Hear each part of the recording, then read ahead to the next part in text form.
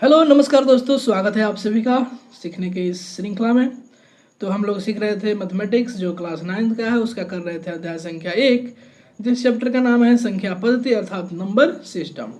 इसका आज जो हम लोग करने वाले हैं भाग संख्या 11 करने वाले हैं। इससे पहले हम लोग भाग संख्या 1 से लेकर 10 तक कर चुके हैं। अगर आप पीछे वाला भाग नहीं देखे हैं तो जरूर देखिए, फिर इस भाग को देखिए।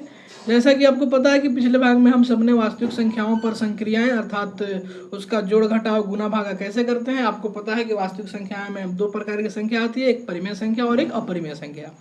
तो हमने परिमेय संख्या को अपरिमेय संख्या के साथ कैसे जोड़ना है, परिमेय को अपरिमेय के साथ कैसे घटाना है, या अपरिमेय को अपरिमेय के साथ कैसे जोड़ना है या घटाना है, गुणा करना है, भाग करना है, इन सभी बिंदुओं पर हमने ध्यान दिया था। और उसके बाद हमने उदाहरण संख्या 11, 12 और 13 भी किया था। तो आज के इस भाग में जो हम लोग करने वाले हैं वो करेंगे उदाहरण संख्या 15 से लेकर 19 तक। तो आप मेरे साथ तैयार हो जाइए, पढ़ने बैठ जाइए। पढ़ना बहुत जरूरी है, इसलिए पढ़िए। तो हमारे पास उदाहरण संख्या 15 है जो बोल रहा है निम्नलिखित व्यंजकों को सरल कीजिए। निम्नलिखित व्यंजकों को क्या करना है, सरल करना है, माने सिंप्लीफाई करना है। तो प्रश्न संख्या 1 है जिसमें है 5 + √7, एक टर्म है और इसका गुना करना है 2 + √5 से।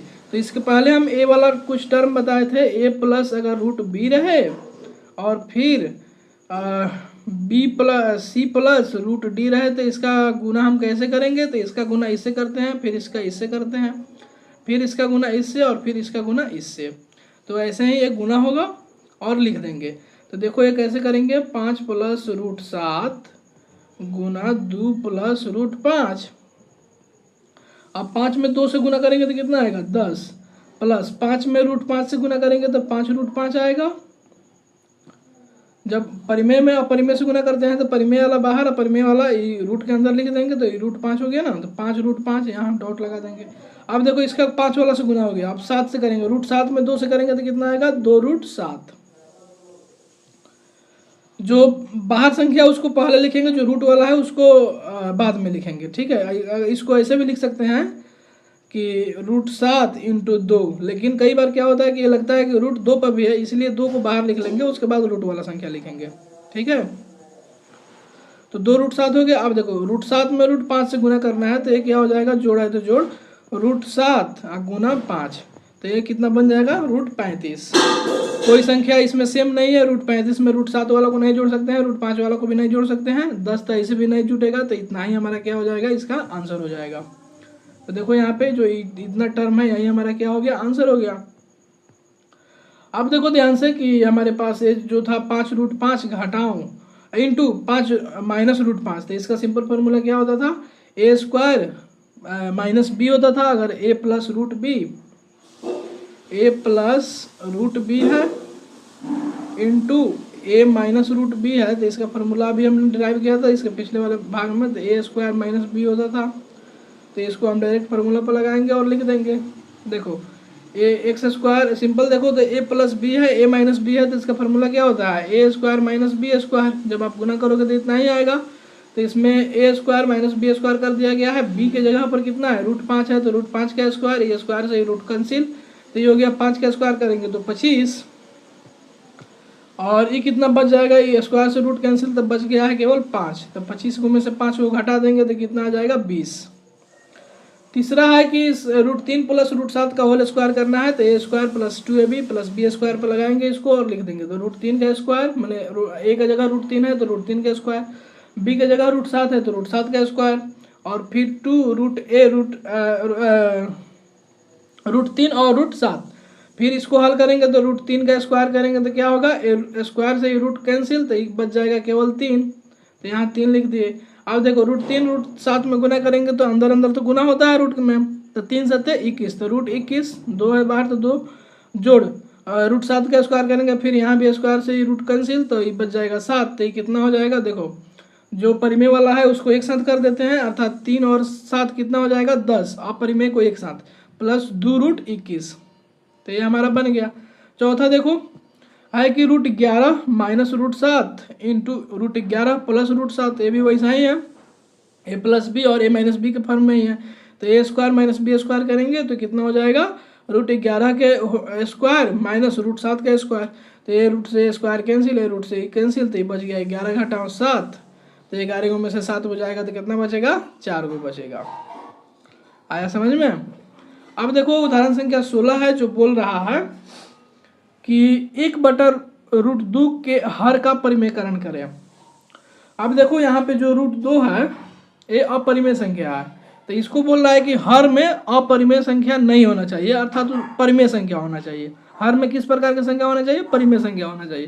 तो हम क्या करेंगे, 1/√2 में नीचे कितना लिखा हुआ है, √2, तो ऊपर भी √2 और नीचे भी √2 से गुना और भागा कर देंगे। तो देखो अगर ध्यान से देखो तो ये √2/√2 कट के 1 ही आएगा, और हम जानते हैं कि किसी भी संख्या में 1 से गुना करेंगे तो कोई फर्क नहीं पड़ेगा। तो लेकिन हम यहाँ इसको अभी काटेंगे नहीं। तो 1/√2 में किससे गुना कर दिए, यहाँ √2 था तो ऊपर भी √2 और नीचे भी √2। अब देखो 1 में √2 से गुना करेंगे तो कितना हो जाएगा, 1 गुना √2, और ये नीचे कितना हो जाएगा, √2 गुना √2। ठीक है, तो ये करेंगे तो आ जाएगा √2, ऊपर वाला 1 में √2 से गुना करेंगे तो √2, और √2 में √2 से गुना करेंगे तो कितना हो जाएगा, √a में √a से गुना करते थे तो a आता था, तो ये केवल रूट हट जाएगा तो ये बच जाएगा 2। अब देखो इसको ये इसके बराबर है 1/√2 जो है 2/√2 के बराबर है। तो इसमें जो था हर में अपरिमेय संख्या था, लेकिन इसमें जो है हर में क्या आ गया, परिमेय संख्या आ गया 2। तो ये क्या हो गया हमारा, इसका हर का परिमेयकरण हो गया। भले अंश में अपरिमेय संख्या चला गया वो अलग बात है, लेकिन हर का तो परिमेयकरण हो गया। तो यही सवाल में करना था। तो आपको पता है कि हम √2 गुना √2 करते हैं तो 2 ही आएगा, और इसको हम ऐसे लिख सकते हैं। ठीक है, तो ऐसे √2/√2 से गुना करने पर हमें एक तुल्य व्यंजक प्राप्त होता है, क्योंकि √2/√2 करेंगे तो 1 होगा। अतः इन तथ्यों को एक साथ लेने पर हमें प्राप्त होता है कि ऐसे गुना किया गया है तो √2/2 आ जाएगा, सिंपल।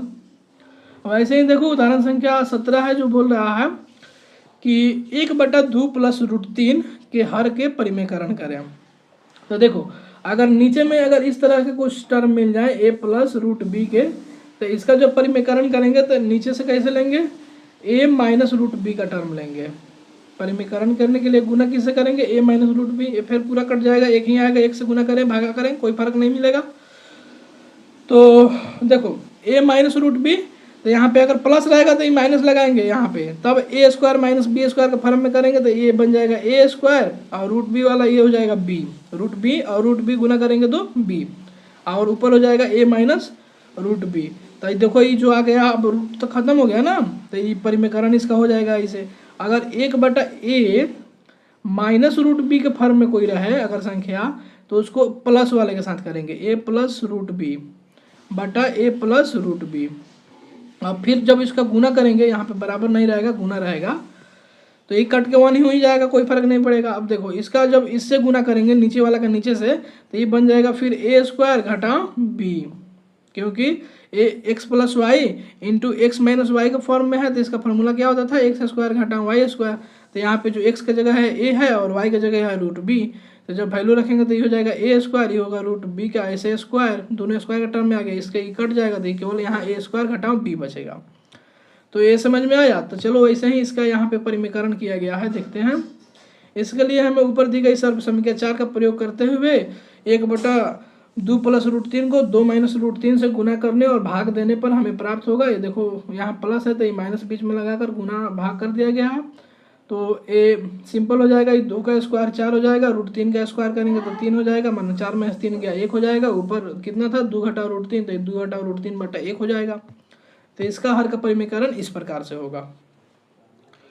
अब बात करते हैं उदाहरण संख्या 18 पर, जो बोल रहा है कि 5/√3 घटाओ √5 के हर का परिमेयकरण करें। तो सिंपल आप देखो कि इसमें क्या करना है, इसमें √3 है और √5 है, तो हम इसमें क्या करेंगे, अपोजिट साइन लेकर चलेंगे। अगर बीच में माइनस आ गया तो हम प्लस वाले के साथ परिमेयकरण करेंगे, प्लस आ गया तो माइनस के साथ करेंगे, गुना आसानी होगी।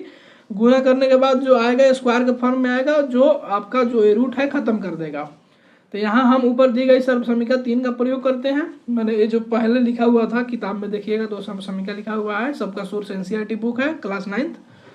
तो 5/√3 घटाओ √5, इसमें हम गुना कर दिया कितना से, √3 प्लस √5 से, बटा √3 प्लस 5। तो ऊपर गुना करेंगे तो कितना हो जाएगा, 5 में गुना करना है √3 से, तो कितना आ जाएगा 5√3 प्लस 5√5। और ए कितना हो जाएगा, √3 घटाओ √5 करेंगे तो कितना हो जाएगा, तो ये A² माइनस B², क्योंकि A माइनस बी है और A प्लस बी है, तो A² माइनस B², तो ये कितना हो जाएगा, जब √3 का स्क्वायर करेंगे तो ये √3 का स्क्वायर घटाओ √5 का स्क्वायर। आगे बढ़ते हैं, तो ये कितना था, 5√3 जोड़ 5√5 बटा में था √3 का स्क्वायर करेंगे तो हो जाएगा 3 घटाओ 5, तो 3 में से 5 गया, कितना बच गया, 2 माइनस का, तो ये कितना हो जाएगा, ये 5 अभी हम गुना नहीं करते हैं, बाहर ही रखते हैं, क्योंकि परिमेय संख्या एक तरफ हो जाएंगे और परिमेय एक तरफ हो जाएंगे, तो ये 5 हम ऊपर ले लेते हैं ऐसे, इधर -2 लिख देते हैं, और फिर ये 5 कमन कर लिए, तो यहाँ कितना बचा है, √3 प्लस √5 ही बचा है। अब देखो ये माइनस को ऊपर लिखो, नीचे लिखो, चाहे बीच में लिखो, कोई फर्क नहीं पड़ेगा, तो इसको हमने एक बार और इसको घेर दिया, तो इसका जो सिंपल सा मतलब हो गया, ये हो गया -5/2 इंटू √3 प्लस √5। ठीक है, तो ये था हमारा उदाहरण संख्या कितना, 18। अब इसके बाद है उदाहरण संख्या कितना, 19। तो उदाहरण संख्या जो 19 है, ये कह रहा है कि 1/7 प्लस 3√2 के हर का परिमेयकरण करें। तो आप जरा दिमाग लगाइए, इसका हर का परिमेयकरण कैसे होगा। तो इसका जो हर का परिमेयकरण है कैसे होगा, आप दिमाग लगाओ कैसे करेंगे। तो सबसे पहले हम तो ये देखेंगे कि ऊपर कितना लिखा हुआ है, ऊपर 1 है, नीचे 7 प्लस 3√2 है। अभी हमने जस्ट बताया कि अगर a प्लस b के टर्म में कुछ आए परिमेयकरण करने के लिए, दोनों में कोई भी परिमेय हो सकता है, तो इसको a माइनस बी से गुना करते हैं। ठीक है, अगर a प्लस बी अगर नीचे में कुछ ऐसा है तो इसका परिमेयकरण a माइनस बी से करेंगे, a माइनस बी और a minus B, a minus है तो a माइनस बी। अब देखो क्या होगा इसका फ़ायदा, कि जब गुना करेंगे तो ये हमारा बन जाएगा a² घटाओ b²। अब अगर a भी अपरिमेय रहा तो रूट के अंदर रहेगा, रूट के अंदर जब स्क्वायर आता है तो रूट को ख़त्म कर देता है, तो ये भी हमारा परिमेय संख्या बन जाएगा, ये भी परिमेय बन जाएगा नीचे नीचे, और ऊपर तो हो जाएगा a माइनस बी, तो ऊपर हो जाएगा a माइनस बी और नीचे कितना हो जाएगा, a² माइनस b²। आ रहा है समझ में। तो ऐसे करने पर हमारा ये सवाल हल हो जाता है। अब चलो इस रियल सवाल में आगे बढ़ते हैं। तो ये क्या है हमारा, 1/7 जोड़ 3√2। इसमें हम किससे गुना करने वाले हैं, गुना करेंगे 7, यहाँ प्लस है तो घटाओ लेंगे, 7 घटाओ 3√2 से, बटा 7 घटाओ 3√2 बराबर लिखेंगे। अब एक में इससे गुना करेंगे तो एक में किसी भी संख्या से गुना करो तो उतना ही आएगा जिस संख्या से गुना करोगे, तो ये कितना हो जाएगा, 7 घटाओ 3√2 बटा। अब देखो इस 7 से क्या, ये देखो फॉर्म में देखो जरा, इसको a मान ले और इसको b मान ले, कलर बदलते हैं इसका। अगर हम इसको a मानते हैं और इसको भी तो a ही मानेंगे ना, क्योंकि सेम है। इसको हम क्या करते हैं, b मान लेते हैं और इसको b मान लेते हैं। तो ये किस फॉर्म में है, a प्लस बी के फॉर्म में है और a माइनस बी के फॉर्म में है। और जब इस फॉर्म में रहता है तो फार्मूला क्या होता है, a में a से गुना करेंगे तो a² आता है, फिर a में माइनस बी से गुना करते हैं तो माइनस ab आता है, और b में a से गुना करते हैं तो कितना आता है, प्लस ba आता है, और b में माइनस b से गुना करते हैं तो b² आता है। और सिंपल जोड़ घटाव जब करते हैं तो उसमें ab जो होता है ba के बराबर होता है, अर्थात वो कम्यूटेटिव होता है। तो ये जब देखो a b बराबर हम क्या लिख सकते हैं, ba लिख सकते हैं, क्योंकि a में b से गुना करो चाहे b में a से गुना करो, सिंपल अगर 5 में 3 से गुना करेगा तो 15 आएगा, और 3 में 5 से गुना करेगा तब भी 15 आएगा। तो वहीं यहाँ a b बराबर b है, तो अगर a b बराबर b है तो वो जोड़ में है, वो घटाव में है, तो ये कट जाएगा, तो ये कितना आ जाएगा, a² और एक घटाव b²। तो सिंपल हम यहाँ लिख सकते हैं a² घटाव b²। तो 1/7 जोड़ 3√2 गुना 7 घटाव 3√2 बटा 7 घटाव 3√2।